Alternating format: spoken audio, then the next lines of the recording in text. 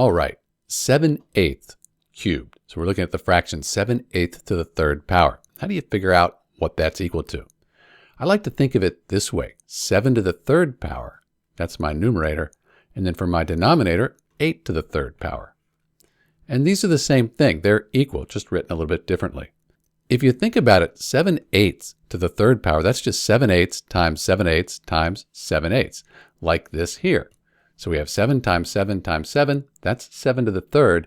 8 times 8 times 8, that's 8 to the third. Now we can just do the math. 7 times 7, that's 49. And 49 times 7, that's 343. Down here we have 8 times 8, that's 64. 64 times 8, that equals 512. So 7/8 to the third power, or 7/8 cubed, that equals the fraction 343 over 512. This is Dr. B. Thanks for watching.